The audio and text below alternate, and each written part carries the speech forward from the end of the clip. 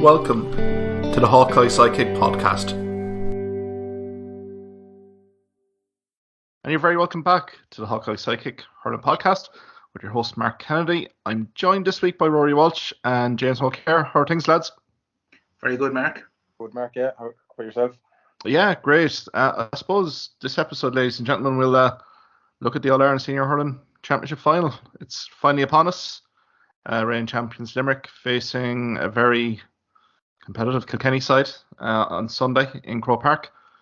We'll have a good review of that, and also we'll review news. We're recording this on Thursday, July 14th, and we've just received news that Colm Bonnar has been relieved of his duties from Tipperary's senior hurling management role. So we'll have a bit of a reaction on that. First off, guys, maybe the All Ireland Senior Hurling Championship final.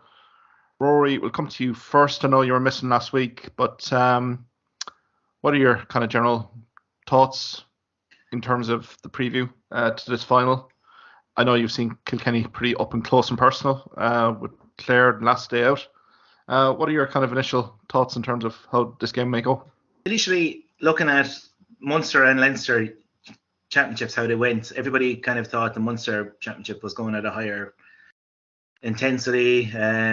Game seemed to be kind of closer, and then things kind of got turned in their head in the All Ireland semi-finals in that Clare were so off Kilkenny's pace, and then Galway were right up there with Limerick, so that kind of threw a spanner amongst the works, because I was even thinking prior to Clare going in playing Kilkenny, in the round robin, Kilkenny had just beaten Westmeath, Laois and Dublin. That was the three teams they'd beaten, whereas Clare had beaten Cork, Tipperary, Waterford, drawn with Limerick twice in 70 minutes. But it just shows when you get to knockout stages in Croke Park, Kilkenny are the masters, and Brian Cody with that experience just of getting things done when they get that far. And they kind of show that in the semi-final, really clinical. Their touch was very good, movement, pace. And we had spoken before about how Kilkenny had gone one-dimensional in previous games, especially in the Wexford game in Nolan Park, when they were under pressure. But in this game, they were so measured and mixed it up, like to devastating effect, the long ball and short ball as well. Like they were able to work the ball out when it was on, and they were able to, spot when they had a 1-on-1 up at the other end of the pitch and launch a high ball in. So, that's one thing that they have progressed at over the last couple of years. It looked at times that they were trying to bring it into their game and then going back again to what was traditional to them. But they now seem to have kind of married the sort of, the short ball and long ball. So there's a lot more about them, and they're definitely progressing. They're a team on the up. So yeah, look, they're going to be a threat in the final. At the same time, I think it's hard to read into the Kilkenny Clare game in that Clare were so bad on the day, whereas were Limerick benefiting from getting a real tough game against Galway and being put to the pin of the collar and then getting it over the line with experience. Well, that stands to them more. Same in the Munster final, everything thrown at them, and they still got over the line with, because they know Kilkenny are going to bring, the kitchen sink. So from that respect, my initial thoughts are that I think Limerick will withstand what Kilkenny will bring. They'll be fully prepared for it. But this is a Kilkenny team who I would say are actually is a bit more about them than the 2019 team that beat Limerick. I think that was a bit of an ambush that day as well. And Kilkenny started the game with such intensity first 20 minutes that day. But I just think there's a bit more about them this year. But at the same time, Limerick also have that wealth of experience under their belt since that match as well. And I think that's going to be the difference. Yeah. James, bring you in there. What are your thoughts ahead of the big game? I think I agree there with what Rory is saying. Limerick really, they're such a seasoned team now. It's their fourth All Ireland final in 5 years. All these players really would be very familiar with the occasion and the run up to an All Ireland final. Whereas with the Kilkenny side, I think there's only seven starters from the 2019 team. So a factor there could be it is a different occasion to any other game, the All Ireland final. There's a lot going on in even the lead up to the game in terms of there's hassle trying to sort out tickets, etc. And so you don't know how players are going to react, I suppose, on the day when it's it's their first experience in an All Ireland final. Now they could go in there with no pressure on them and completely perform, like you think of, say, Walter Walsh when he was sprung in was it 2012 and man of the match performance. I'm thinking as well of Shane O'Donnell in 2013. he came on for the replay, but then like I was listening to Tom Kenny during the week. Then he was on. I think he was on maybe with Shane Stapleton or someone. That he was talking that when he played in his first All Ireland final in 2003, that the nerves kind of got to him, and he kind of felt the game sort of passed him by. So you don't really know how players are going to react on the day. Whereas Limerick, they've been there, they've done it, and I think that's an advantage to them coming into the game. I think with Kilkenny, they were very, very good in the semi-final, but as Ruairi said, I think you can't overlook how bad Clare were on the day. And yes, they did look a lot more comfortable in their game plan, in moving it through the lines. But the flip side is that is Clare didn't put them under any pressure at all. So like we had seen like in moments throughout both the league and the championship, is when they were put under pressure, they did revert to type and went very one-dimensional. But it's just that Clare didn't really lay a glove on them in terms of that. So they allowed Kilkenny to play with that freedom. And I don't really know, are they as good as what they looked in that semi-final, or did Clare make them look better than what they are? You can only read, I suppose, you can only go on what you see, and they were good in that semi-final, but they've been patchy throughout the championship.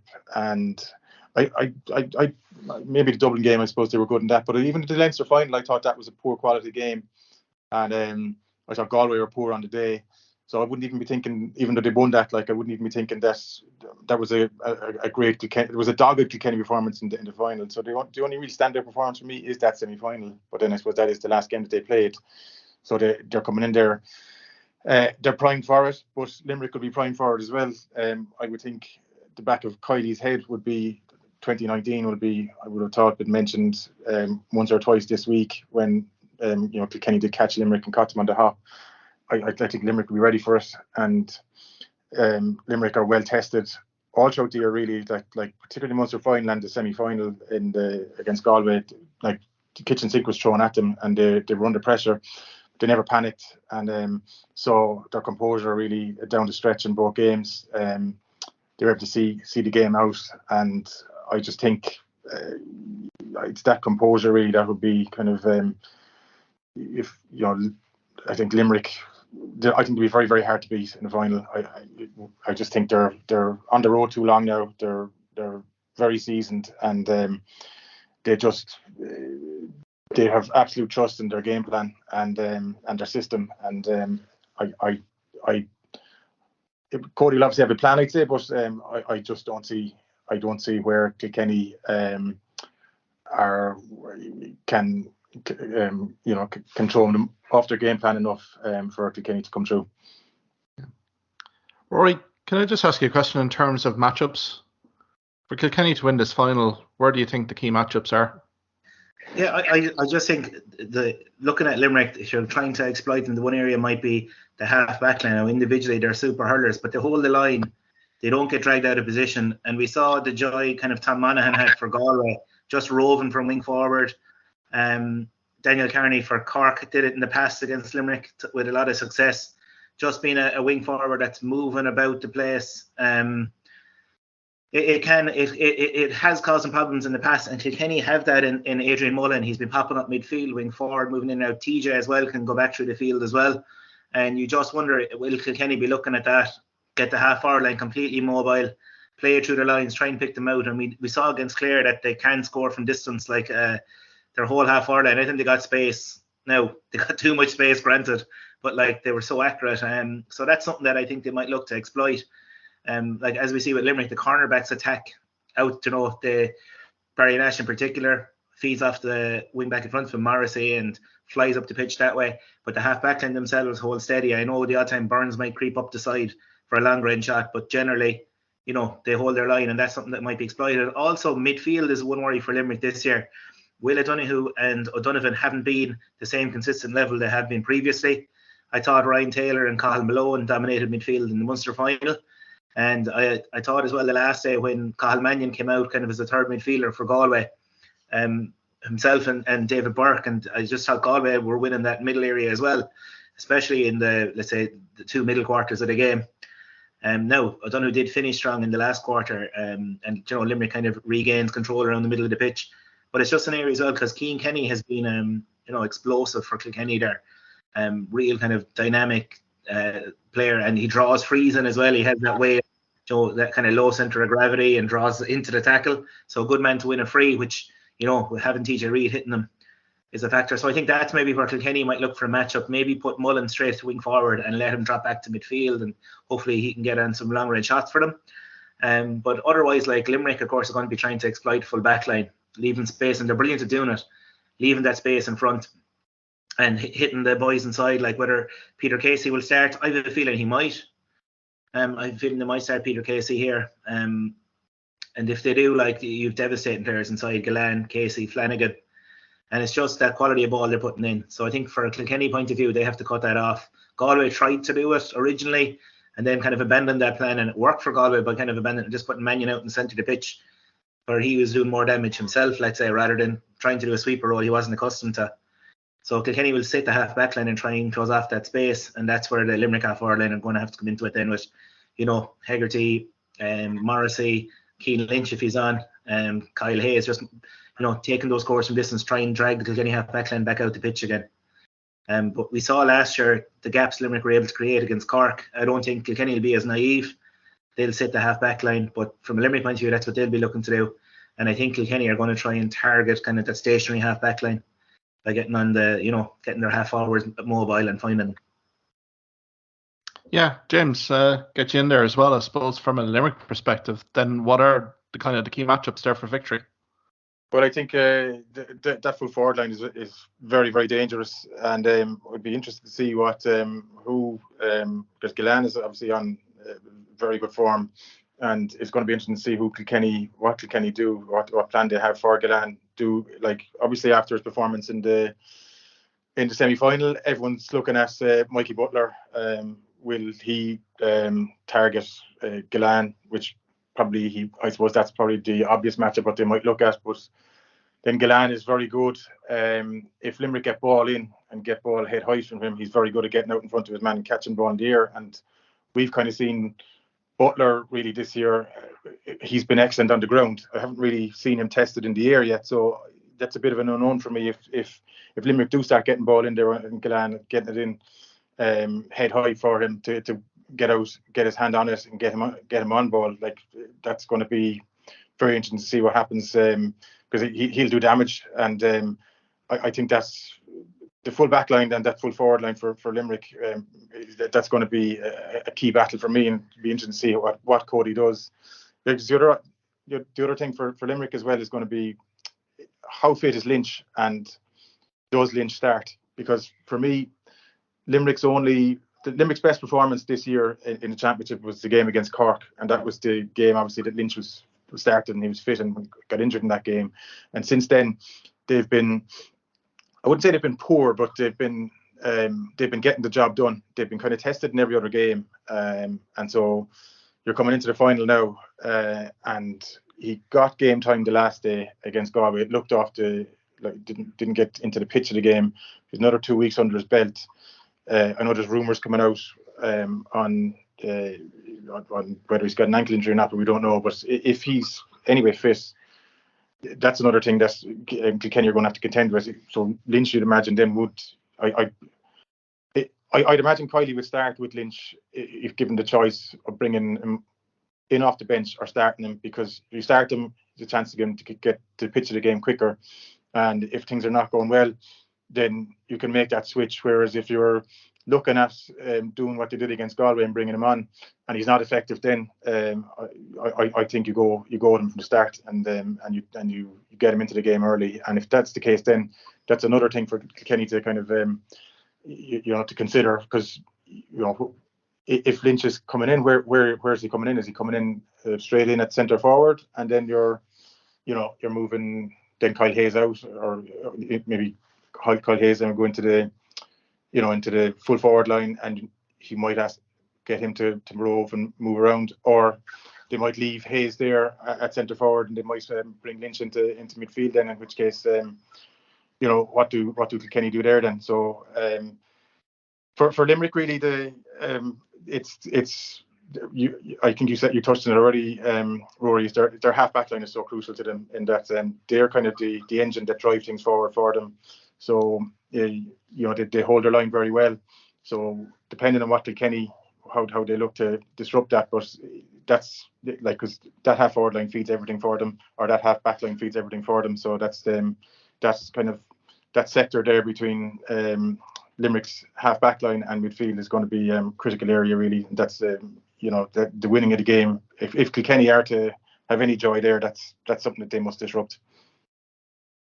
Indeed. Yeah, Rory, I suppose we haven't mentioned the great man himself, but we mentioned Aaron Gillane, but TJ Reid, where do we think he's going to start this game? Because I'm thinking back to 2007, I'm thinking back to 2019, I'm thinking back to those cameos, particularly from Kilkenny when they've tested the full back line of Limerick out pretty frequently, got into a game-winning lead fairly quick. Where do we see TJ Reid positioning himself in the opening 10 minutes here? I would think, knowing the way Limerick operate, that Paul Kinnerk has been putting Conor Boyle in on Mikey Casey in training matches, and the edge of the square, left hand holding the ball at the left hand, catching with the right hand, just like TJ Reid does. Just because I think Kilkenny are going to pop him in around the edge of the square for a couple of high balls every now and again, and just getting him used to getting Mike Casey used to that kind of style of catching. But because it's an option for them all the time, is to get TJ in around that edge of the square, and even if it just breaks, like they're so sharp inside, Owen Cody and the likes inside with breaking ball in there. But just going back as well, James mentioned Mikey Butler there, and like, it just shows what faith Cody has in him, that he matched him up with Mannion against Galway's most dangerous player, and let him follow him all over the pitch, and Tony Kelly against Clare. So even that first season starting in the team, and he just gives him that much, kind of he shows such kind of faith in him that he is going to match him up against the star player, and that he knows he can do a job in them. So I reckon that Cody will be looking to maybe match him up on whatever forward Limerick will have that will roll out, maybe more Flanagan, and he'll just be worried in that high ball, as you pointed out, James, because we saw Cathal Barrett against Gillane and was matching him in the low ball as such, and then he just to 2 high balls, 2 goals. I know in one occasion he had dropped off and somebody else had picked up Gillane, but in the other one, the other high ball in, and that's the try all the time with Gillane.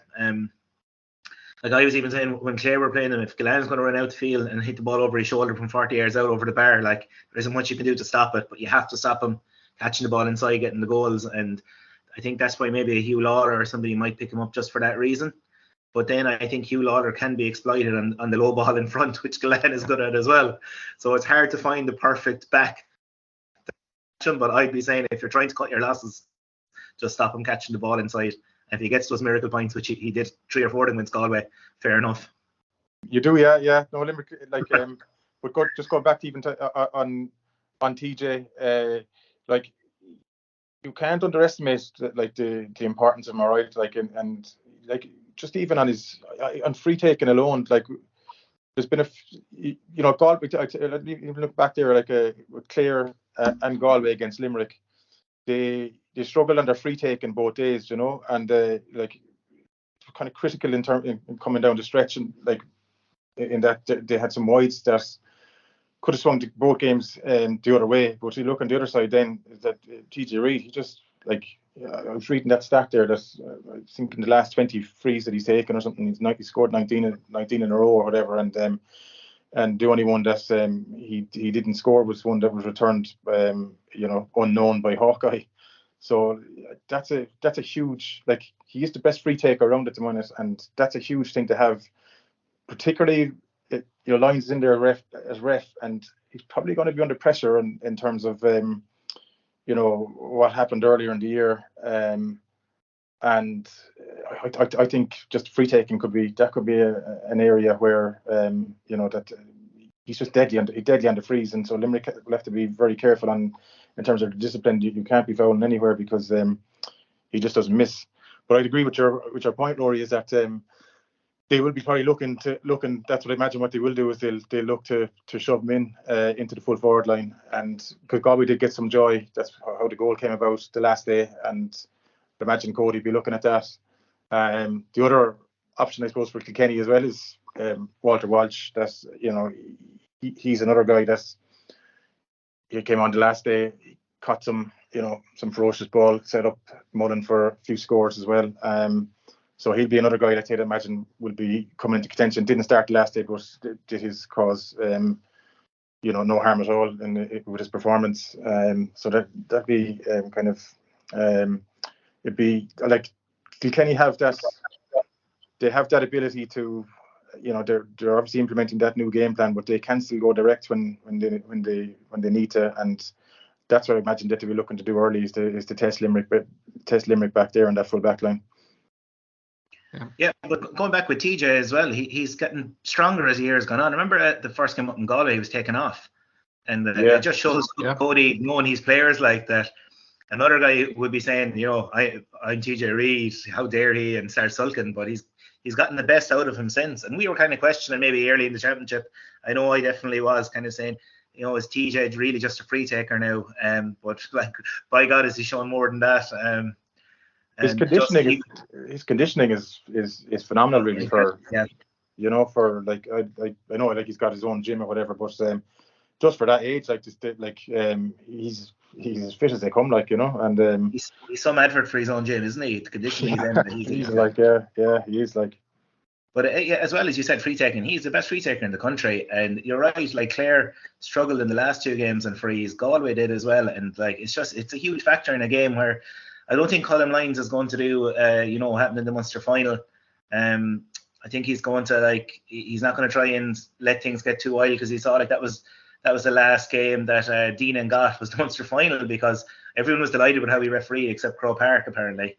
So he was there at those meetings. So I reckon free taking will be a big issue in it. And I know Limerick now are pretty solid with Gallan and Burns, the double act, but TJ is the best in the country. There's no question on that.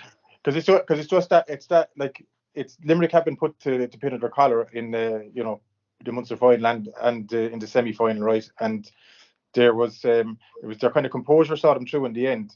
But I put it this way: if TJ was on the freeze in the Munster final, or if TJ was on the freeze against Galway, there both games could have swung the other way. Because there were I thought Galway at the semi final, they hit some bad wides. They were point up with 7 or 8 minutes to go, and I thought they had a few poor wides that you'd be that they could have it's just. Yeah, I think it's just it's a critical position really when you have to have a free taker that you can rely on like that, and TJ is the man for that, certainly.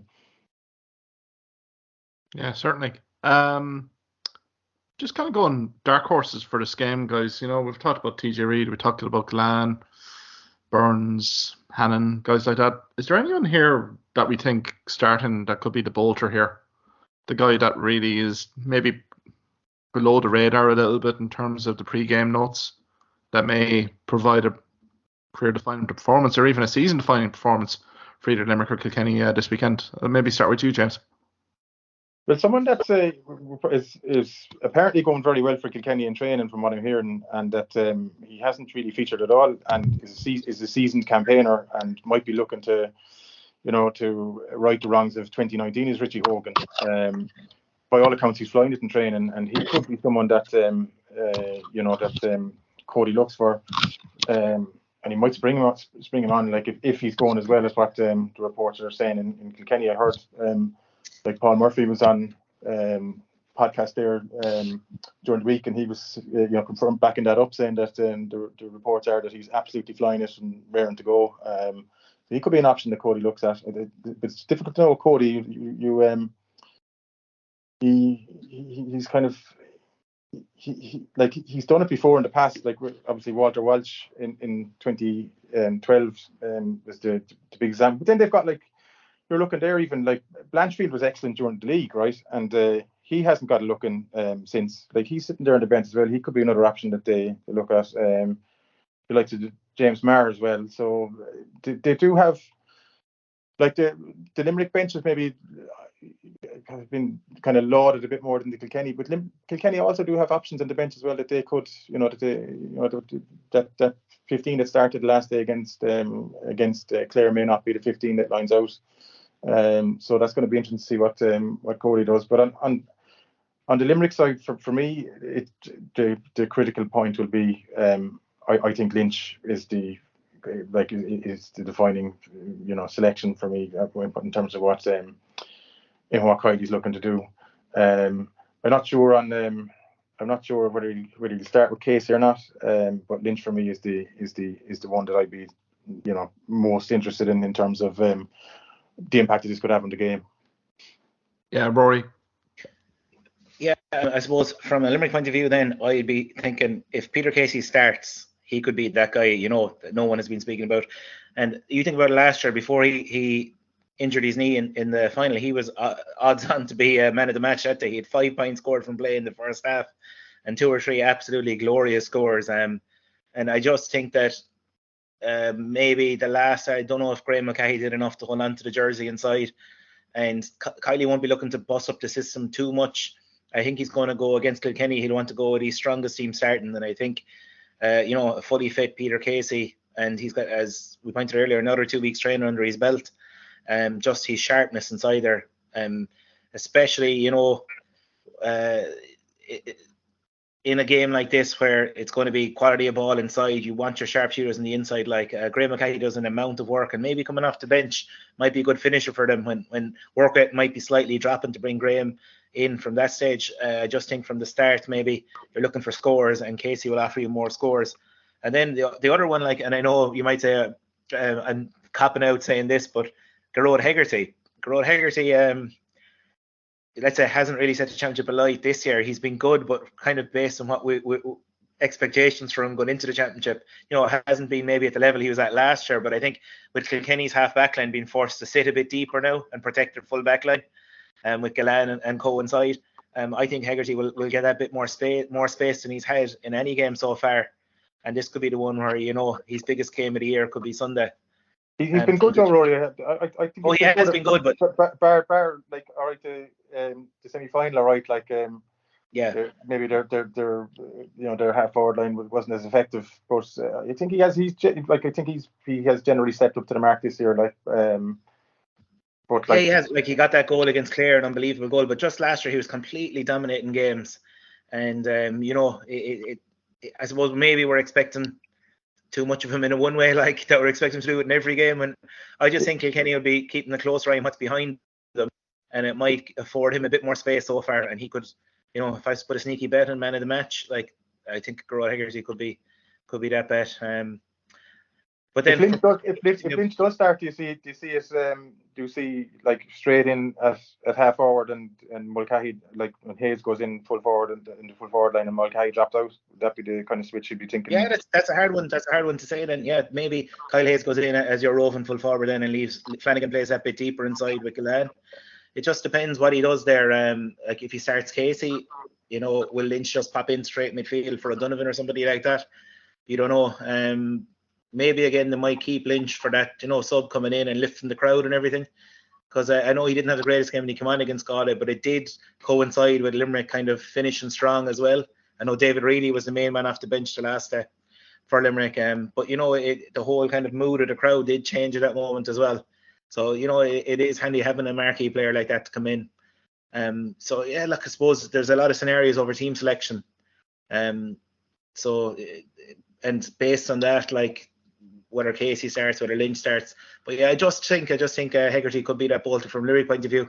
Kilkenny, I think Kilkenny are going to win. Adrian Mullen is going to have to be, he was very good against Clare, but he's going to have to hurl out of his skin. And maybe Owen Cody inside has kind of been a danger. He's scored 1-2, 1-3, but he's kind of seen sometimes be on the periphery of games, and he still pops up at 1-2, or you don't notice him doing much. And then you say, Owen Cody has 4 points scored.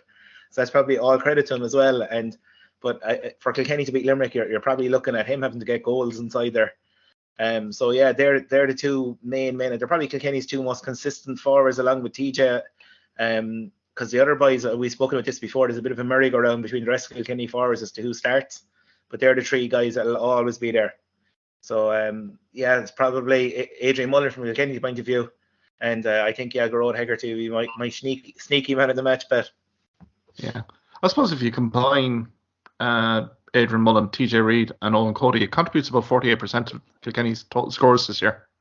Yeah, which I phenomenal. think, Ballyhale lads really have been, they were super impressive in the semi-final there against Clare. Like as you rightly pointed out there, Rory, he was popping up. He started midfield, or whatever, but he was up and down the pitch, popping up in the half back line, popping up in the half forward line. They Clare just couldn't really deal with him at all. And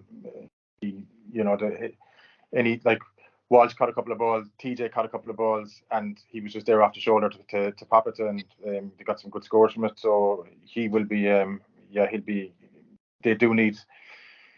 I'm kind of thinking that, for me, I'm kind of thinking Kilkenny will need to replicate their performance that they got against Clare, and I think Limerick are going to have to be a little bit off. I think if Kilkenny do perform on the day and Limerick do perform on the day, I think Limerick are better than player for player, and I'd see Limerick winning that. So for me, as you said, Kilkenny are going to have to be on their game, and I think Limerick are going to have to be slightly off their game. And as we've seen in the last couple of years, Limerick don't really do off days when they get to latter stages of competitions. Yeah. One thing as well, I think that will be maybe that's irking Limerick since 2019 is what looked like that was the one game where they were kind of outfought in terms of intensity, especially first 20 minutes, and that's when they lost the game. Really, I know people were going down to the sideline cut near the end and was it 6-5, but they lost the game by going 7 or 8 points down at the beginning of the match in the first 15 minutes when they did not match what Kilkenny brought, and it was the only time really you can say that of this Limerick team, especially since then anyway, where a team kind of came out and, let's say, out Limericked them in the first. So I guarantee you that has been mentioned, no end in the build up to this, that they have to match that or beat that in the first 15-20 minutes, lay down the marker. Like, that's not going to happen again. So I think I'm expecting a ferocious start to this game, and something like, I know we saw the Munster final, the first, was it 3 minutes of Munster final, like you just couldn't take a breath. There was just players everywhere, ball everywhere. It was just, so I think that could be a factor. Now, will Colm Bonnar start blowing immediately from the throw in? Like that could be a factor here, like as well. So hopefully he won't, and he'll just kind of let both teams at it, especially the first few minutes, and see where the dust settles then. Yeah, you'd be hoping that, all right. But like you said, that Croke Park apparently weren't happy with the officiating in the Munster final when everyone else thought, that it was brilliant to see let the game flow. So I'd imagine the directive would be to kind of to clamp down on anything. So hopefully not, because we saw the contrast in styles there between the Munster and the Leinster final when free after free was given, and it just made for a very poor spectacle really. And this is the marquee game. You want it. You want a good game. You want it to flow. So let's hope that it's the case that it does. Yeah, totally agree. Guys, we haven't touched upon goalkeepers yet. Nicky Quaid, Owen Murphy, two of the most magnificent goalkeepers in the country. What are our thoughts here in terms of puck out strategy for both Limerick and Kilkenny here? Do we feel that both teams may push out in the puck out, or what do we think tactically both teams will set up on those puck outs, particularly, I suppose, for both teams, but maybe for Kilkenny as well, Owen Murphy and his distribution going 40-50 metres. Rory? Yeah, with Owen Murphy, first of all, like he'll mix and match because he does have the long ball winners, like with TJ and all that to aim for in the half forward line. But interesting, we'll see what Kilkenny will do in the Limerick puck out. Will they concede? I think it's a danger conceding against Limerick. They're so well versed at working the ball out. Like their patterns of play coming out of the backs where coming on a loop, and they end up then getting that perfect delivery into the forward line. I just think it's a dangerous thing to do, unless they're kind of conceding to then hit them, ferociously. But I just think they might be better off, forcing maybe Limerick long, see how that works initially. And yeah, from a Limerick point of view, then, as you mentioned at the start, I presume like Nicky Quaid, like his puck outs are so and it's something that isn't really. I often feel he's kind of like the overlooked guy. It's like everyone expects, never really makes a mistake. I can't remember the last mistake he's made, and it's kind of overlooked all the time when it comes to Ulsters. I think he's been really unlucky. Hasn't put a foot wrong, and it's his puckouts have launched so many Limerick's attacks. he's kind of the unsung hero in a way of the team. And it's just interesting. I think they're the two best keepers in the country. And again, it'll be a major factor in the match. Just as well, like just Nicky gives us, a whole solidity to the back line, and you can see like the full back line can hurl with confidence knowing he's behind them as well. Same with Owen Murphy, the other end, like he's shot stopping ability is what makes him stand out. Like he's just unbelievable, reflexes as well then as you mentioned earlier, puck outs as well. So look, it's kind of something, and I'm glad you mentioned it, Mark, like the whole goalkeeping part, because probably something that's going to be overlooked, and it will be a huge one in it. I just can't, from a Limerick point of view, I just can't find fault with Nicky, and yeah, he's actually bailed him out in a good few saves as well. You remember the famous one against Cork, but even since then, like it's not like Limerick aren't conceding, shots in games or whatever, like, and it takes a great shot, like the goal Galway got, like it's just a Concannon shot, was just a bullet, like, it takes a shot like that to beat him as well. So yeah, it is an interesting thing. I think without the two best goalkeepers in the country are coming head to head anyway on Sunday. I just think with Murphy, I probably just you rightly say that that like Nicky Quaid does have it in his locker as well, but Murphy just is like, he's just on shot stopping alone. He's just like, any time that he's saving a shot, it seems to be a spectacular save, like and I think that's really probably why he's probably gets a bit more highlighted than Quaid. Who you rightly said, he hasn't put a foot wrong, like, and that's. That 2018 save that he made from Hardy, like there was an unbelievable reflex action, to knock the ball away from Hardy, because that was, I mean, that's really what set this Limerick team up on the road that they're on now, because you never know how things are going to pan out, and like they still have a generational team, so you'd imagine that they still would have won All Ireland, but you never know if Hardy had scored that in 2018, what would the landscape have been like in 2019 for them? It's hard to know, but like that was an incredible save that day from Nicky Quaid. Absolutely. Also, guys, given the weather forecast, the heat wave that's coming to Ireland at the weekend, looks like blistering conditions. Bench impact is going to be pretty key here. I suppose, Ruairi, if you're either manager, which bench would you prefer to be on? I think the Limerick bench have had a major impact so far, but that's because they've needed them going down the stretch. Like, let's say extra time against Clare, you'd have to say the Limerick impact off the bench was a lot stronger than Clare's.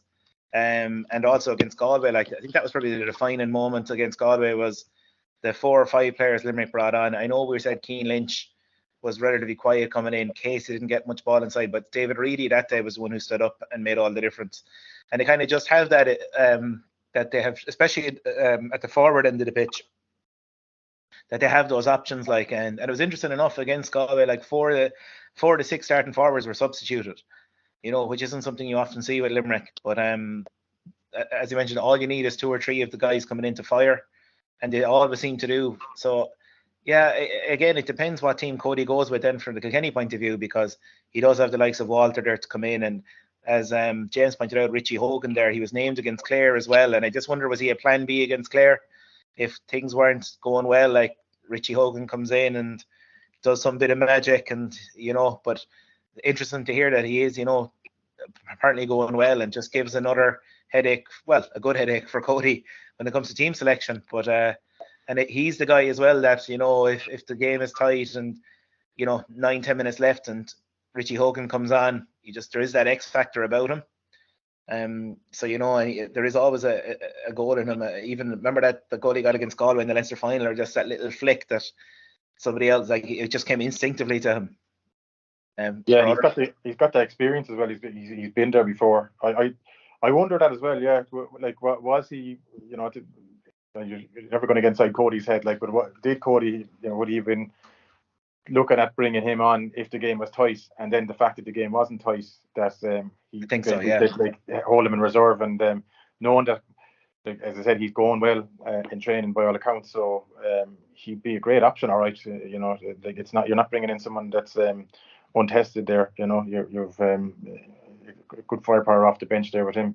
But then Limerick as well, we're kind of maybe thinking earlier on the year that maybe that Limerick had a great 15, and maybe that their bench, we were thinking that other teams maybe had stronger benches, but as the year has gone on, the fellas coming off the bench thinking like Reedy the last day, and Colm O'Neill as well. When he's come on, he's put his hand up as well. So they do have options from the bench as well. So I if you were asking on the 2 mark, I'd probably be thinking that Limerick's bench looks a bit stronger than Kilkenny's. But to be, I think we have. What we is it? I know Limerick's team is named. I think it's out tomorrow night at 9 o'clock. Is it? They're not sure on Kilkenny's team when that's out. But certainly would be very interested to see who's named on the 15 on both sides.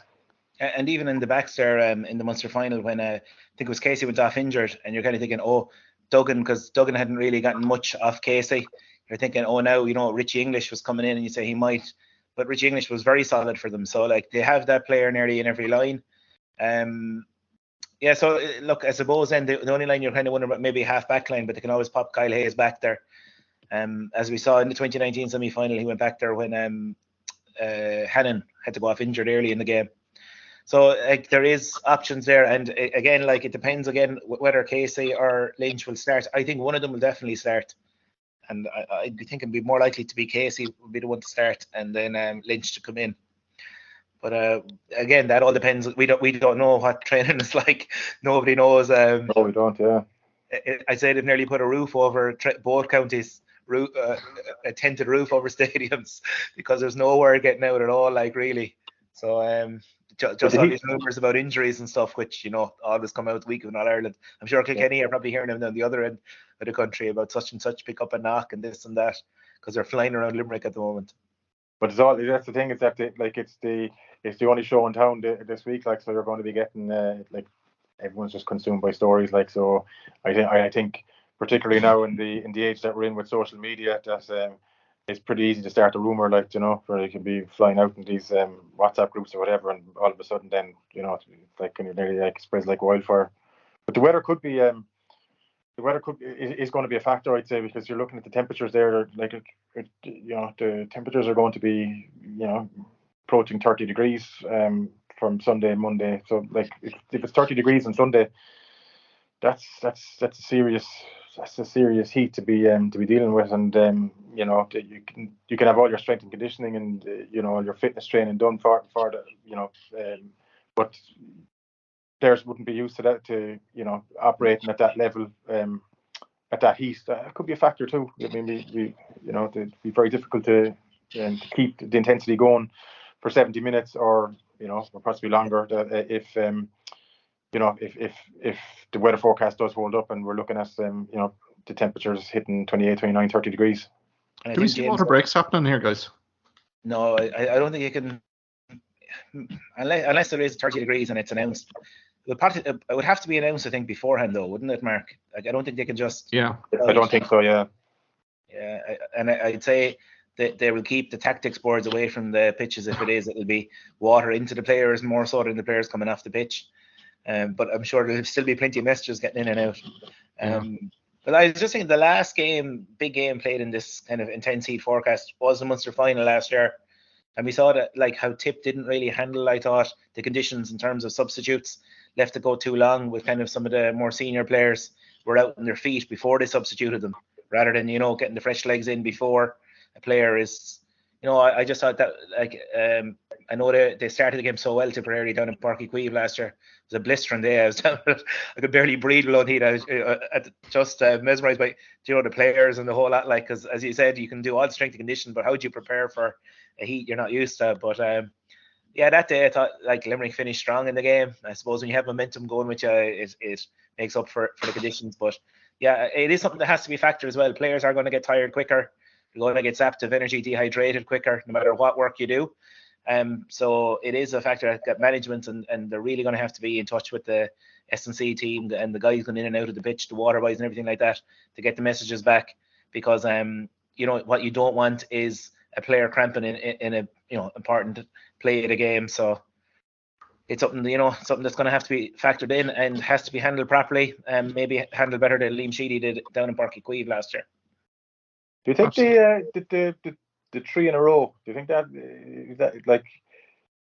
he's very like a very kind of shrewd character anyway, Kylie. But like that does, I know just from teams that have been going for 3 in a row before that they'll talk it down and talk down any talk of it. But it does seep into the mind, I suppose, on occasion. But the only thing I maybe say is this is probably like when you're looking at. If Limerick win this game and they win, just the third All Ireland in a row, 4th in 5 years, they've beaten Kilkenny, in an All Ireland final. This is probably going to be cementing them as, a generational team, and this is the match. This is the match for them. Like there's probably a lot riding on it, and then on the flip side of that, then you've Cody and Kilkenny there, who will relish the opportunity of stopping Limerick. I would have thought, Cork were in a good run in kind of similar enough, I suppose, in that they left an All Ireland final behind them in 03 and then won one in 04 and 05 and were coming for the 3 in a row. And people were saying, they probably should have won that 03 one and could have been going for 4 in a row. And, we're coming in as at that time with a style that teams were finding hard to handle, and Cody had a plan, and Kilkenny, turned up when they weren't fancied, I suppose, maybe in a kind of a similar enough position, because actually Cork was similar enough in 05 to what Limerick are this year, and that you felt that they were very good in 04, even though they lost the Munster final, but in 05 you felt that they were just kind of, they were put to the test in a lot of games, and they were just getting through it. In 06, yeah. They did that semi-final against Waterford, and they went in, they're the seasoned team, very similar actually kind of circumstances to what Limerick are going forward to here, and Cody had a plan and Kilkenny won it, so it's going to be interesting to see what that aspect of things on Sunday as well. Yeah, to be honest, I haven't heard much talk here. Like 3 in a row isn't. I think the fact it's Kilkenny in the final that, and I'd say John Kiley as well and the management team. I think they really can focus their players on the fact that the last team to beat Limerick in the championship has been Kilkenny. They probably felt that day that something that they pride themselves in, that they were beaten at by Kilkenny, which we mentioned earlier. So I just think that, and it's funny, like, because I could imagine, like, if you imagine any county going for 3 in a row that they've never accomplished 3 in a row, that there would be a lot of talk about, whatever. But yeah, obviously there's all the final hype, but I'm not seeing many big banners going get to 3 in a row, or I haven't really. I think it's the fact of who the opposition are that people are just that bit. Not saying anxious or whatever, but yeah, look, I suppose it does focus the mind having Kilkenny and Cody as your opponents in the Ireland final. That actually in 2019 could be like that. Obviously, with rankle with Kylie and Limerick, and they were hurt after it. But in a way, that will probably be the defining game for this team, won't it? Like that was probably the watershed moment, and that they probably they've been they haven't lost a game since then, and in championship, and they're they could reflect on that 3 or 4 years time, whatever. And you're looking back at this Limerick team, that could be the game that actually set them ultimately to on the road to greatness, that they vowed after that that they wouldn't they wouldn't be costing the first 20 minutes by for intensity again, and it will be like you'd imagine that they'll be primed, like Kilkenny were primed for Clare on in the semi-final, and they'll be looking to hit Limerick hard from the start, I'd imagine, again on Sunday. But Limerick will be ready for them. I'd be shocked if Limerick aren't. Yeah, I don't think Limerick will want to say either that they didn't beat Kilkenny. The great Limerick team didn't beat Kilkenny in Croke Park. I know the game they beat them down in Thurles, but Kilkenny was saying, "Oh well, you didn't beat us in a semi-final or a final." And Limerick want to make sure that there is nothing left in this kind of team like that has yet to be achieved. So winning the 3 in a row and beating Kilkenny in the final is like the ultimate, it is the ultimate prize for this team. So I'm sure like that is all the players realise that as well. But like, because they are such a formidable opponent at this stage, and like we just mentioned there, all the potential match winners Kilkenny have as well. I agree with James. I just think that I just see Limerick having, enough kind of experience to get over the line. I just see Limerick maybe by 4 or 5 points. I know I'm kind of bringing it outside the 1-score game, but I just think that Limerick would have to, play below, like they'll have to come up with a performance like they had against Tipperary, for example, I think. And Kilkenny, can they repeat 2 massive performances in a row? They were brilliant against Clare, but they haven't shown that level of consistency yet in the championship. Can they put 2 back-to-back like that? Whereas Limerick have been putting performances back-to-back for the last 3 years. So for that reason, I'm tipping Limerick. But again, we keep saying this in the podcast. Don't write off Kilkenny, but we keep doing it. Yeah, fact. So pretty much. Would I be right in saying that if Kilkenny were to win on Sunday, would they be the first team to win All Ireland having lost 2 games, or has that been done before? I could mention Offaly in '98. Yeah. Well, don't mention Ruairi. That's true, all right, I suppose, yeah. Yeah, James, what's your feel for the final? Who do you think is going to be victorious? I just think that Kilkenny will be very difficult to beat in the final, right? Especially a Cody team. Like it's just remarkable, really. He's going for his, it's the 17th All Ireland final, and going for his 12th, which is just, something that's never going to be repeated in any sport. But for me, Limerick have been there, done that. They're very seasoned. They trust in their game plan. It's just their composure has been, shining through for me. And I think I'm expecting a ferocious start to the game, but I just think for me Limerick have more quality, and I'd be expecting Limerick to ultimately that to shine through, and I'm expecting Limerick to come through by 3 or 4 points. I'm kind of going on heart with head here. Heart definitely going with Limerick, but I think the performance has to substantially increase since the Galway performance. You consider the half-forward line was completely routed by Galway, and I think that is kind of going to be an area for Kilkenny, particularly in that half-back line, where they'll look to assert dominance. I'm just fearful for Limerick in the first 15-20 minutes. Just 3 and 6 defensively. They're going to be tested. Either running game with Kilkenny, short passing, and also Casey inside with a TJ Reid or a Walter Walsh. So I think if they can counteract that, if they can be in touch at halftime, I think they have a magnificent chance. I'll probably go 2-3 points. I don't think there's going to be much in it, guys, for me. And hopefully, from Limerick's perspective, the bench comes in. I think King Lynch, if he is fit, will come off the bench and hopefully maybe inspire a few things. And hopefully Tom Morrissey as well, maybe a dark horse. He's been kind of under the radar a bit this season, but he always plays well against Kilkenny, and if he can score 4 or 5 points from play and be pretty prominent in open play, I think Limerick have a great chance. So I'll give it Limerick 2-3 points, but as I said, Rory, we're writing Kilkenny off for our peril here, to be perfectly honest. We've done it since February, and you never know. It should be a cracking game. Guys, before we go, news has broke in Tipperary regarding Colm Bonnar, and a press statement, quote-unquote, relieved of his duties. What are we thinking here, Rory and James, given that this was a year of transition, apparently, in Tipperary? What's your reaction? I heard his interview there. He's come out this evening, and he seems to be fairly stung by what's happened. He's saying that when he met with the executive in December last year, it was stressed to him that it was accepted that Tipper going into transition, and that he had he'd be given the time to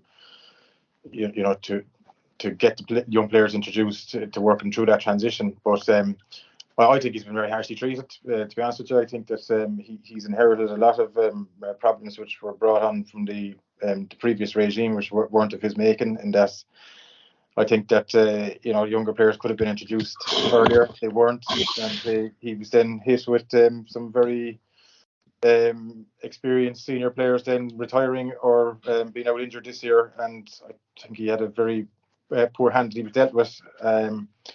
And it's not the case of him moving on. It's clearly he's been pushed here, and from reading reports, it seems like that some of the players weren't happy or claiming that they were unhappy with some of the preparation for this year, and they went to the county board by all accounts. I don't know how true that, you're always going to hear those kind of stories and with that kind of stuff. But for me, I think he's been harshly treated. Rory, when you consider Tommy Dunn and Paul Curran 24 hours previous at the part of the panel, I suppose Colm Bonnar must have feared the worst going into that review last night. Now, there had been murmurings around Tipperary in terms of maybe a potential position review at that meeting, but to be fair, we've talked about this at length in this podcast in terms of the number of players that have been injured. Pádraig Maher, the marquee player in the full back line, gone, and plugging in new players. I mean, for the new coach coming in, it's some statement, isn't it, from the county board? Producing 12 months or else. It is, and it wasn't just the retirements and whatever, like Brendan Maher and Pádraig Maher both going together, and it was just that even the senior players he did have, Shamie Callan getting injured, Jason Ford got injured, John McGrath got injured. Like, what could he do? I thought like he was left with a hand. He was coming up against in Munster then kind of a resurgent Clare team. They played Waterford first of all down in Walsh Park. Waterford coming off a National League championship, and that was their best performance maybe against Waterford and against Limerick. And I think Tipperary people left the Gaelic grounds that day with kind of a lot of hope for what was going on. And it's just strange that a few months later, he's relieved. Even the wording of the statement, he's relieved of his duties. It just like, remember at the same time, this is an amateur organisation, and just the wording of it sounded very kind of corporate or just didn't sit well. And yeah, I think he's got a raw deal here. And we mentioned this before as well, like that previous years, players weren't blooded through. They should have been blooded through. And he had to do that this year. We saw Mark Keogh looking a real threat at full forward. Ger Brown coming in, hurling really well. The future did look bright. It was going to take, and the County Board, as you said, Mark, recognised that at the start, that it was going to take time. And he should have been given that time. Now, the other thing is, and I heard it as well, James, about senior players, and it would seem that way when it's as if the coaching staff heard this criticism back from players and decided, Curran and Tommy Dunn decided that they were, they weren't going to put up it and they were going to go. That's what it looks like to me. And then when Bonnar didn't go, that they eventually had to relieve him. Well, right in saying that Dunn's role was on paper anyway, was that it was initially just for 12 months, and that's that he was to come in to sort of to provide a bit of unity or a bit of a link with the continuity with the previous management, and then he was supposed to be going anyway. But you're right, the fact that Boat went 24 hours before Bonnar went, it's not. I don't know. It's just. I don't know. It leaves a kind of a bad smell in the air, really, to be honest with you, doesn't it? I'd feel sorry for him. I would. And now ultimately, then you're thinking I'd just be thinking who could have come in this year that could have done a better job than what he did last year. Did this? He was very bad hand that he got, and Tip weren't going to come out of Munster. We flagged it at the start of the year, like that. We thought the Tip would be the team that would ultimately struggle. We thought that they'd be the team that would be finishing bottom in the group in Munster, and that's the way it panned out. So I don't. That was before John McGrath got injured and Jason Ford got injured. Yeah. Like we flagged there were problems there, so I don't see who would have done a better job there. Now I don't know. Do the board are they going to move quickly like Cork did, or what's going to happen here? The rumour that I'm hearing is down in Waterford is that Cahill staying on in Waterford is not cut and dried, and that the indication is that if what I'm hearing is that if the Tip job became available, that he might consider it, and now it is available. So I don't know if they sounded him out already. It's going to be interesting to see now what who they're looking at in terms of replacement. Or maybe bring them back from Wexford could be an option, but yeah, it's hard to know. It's poison chalice. Who'd want to you look at Gleeson at Wexford. He has a great chance again of being in knockout stages next year. Had things gone their way, Rory O'Connor hadn't got injured against Clare and they'd had him down the stretch. Who knows? They weren't that far off it. And when you look, they beat Kilkenny in Nolan Park, and they're Kilkenny now potential All Ireland champions. So not that far off. It's same with like Liam Cahill knows that team are better than what happened this year. Can he get a big championship performance next year? So they're probably looking at the current crops they have and saying, do we want the turmoil that's in Tipperary at the moment, especially after what happened to Bonnar? The thing with Cahill, I suppose, really is the fact that he's so close to a lot of that underage group, isn't he? So I mean, that's, I know obviously what happened to Waterford this year, but it's kind of hard to know what Cahill will be thinking himself. Surely, like at the flip side of that is he won't want to finish like the project that he's got going on there at Waterford. Like that'd be I would have thought that like if he was going to walk away last year, it would have been the year to walk away from it. Like surely like you'd be thinking he'd look to try and rectify things next year at Waterford. I think it'd be a very very sour way to finish with Waterford, given how they imploded this year, and then just to committing to it or verbally committing to it, and then he's gone anyway. So I don't know. And I think it's a job where they have to go internally, because it's not like there's players that outside managers know who their best players are and can come in. You'd want to have your finger on the pulse with Tipper underage hurling. You'd want to, somebody who was maybe involved with those 20s teams and who is, a great knowledge of all the club players in Tipperary and stuff, because there is going to be more transition required. And bringing in an outside manager to kind of a settle group and getting a kick out of them, that's one thing. But I don't think Tipperary need that. I think Tipperary needs somebody who knows the local, knows the talent within the county, can get the best 15 on the pitch and try and build a new team, rather than just bringing in your big name from outside with a bunch of players that are already there. I think that's so maybe like Liam Cahill could be that guy if he does take it, but I think he was a bit sore over the previous interviews he had done in Tipperary and how things went, so maybe that's still there, and he might, as you said, feel there's unfinished business. But it is a bit of a poison chalice, really. Lads who might have been interested in the job will be thinking twice now after what's happened in the last 24 hours. But you said it there, Mark, a minute ago, that everyone accepts that Tipper in a period of transition here, and the county board accepted that. Like Bonnar actually said that when he met with them, they actually stated that they accepted they were going into transition, and now it was they were looking for a manager to come in to help them through that period of transition. But now they've set this precedent now that we'll give you 12 months, and if you can't if you can't deliver in 12 months, then you're out the gap. Otherwise, it's a very, very, very tough gig for someone to look to take over now, I think. I think what's broken the camel's back here for, I think, a few supporters, but also the board delegates here, they convened last night with Colm Bonnar, was probably that Cork performance in Thurles. The manner of the defeat, guys, 3:30 conceded, Cork on cruise control. And there was a few snighting comments off ex-players and hurling coaches within the county in terms of the physicality, but also the strength and conditioning of the team, that it just didn't seem to be at the same level as Cork or any of the other teams in the province. So, and from a guy, Colm Bonnar's stature, that was an element of his game where it was beyond reproach. His preparation, his fitness, his conditioning during as a player. I think of WIT, I think of Carlow. All those teams were very well prepared in terms of the fitness and conditioning side of things. Something was a little bit off here in Tipperary, seniors particularly, because the physiques compared to Tipperary and the other provinces, they weren't at the races, really.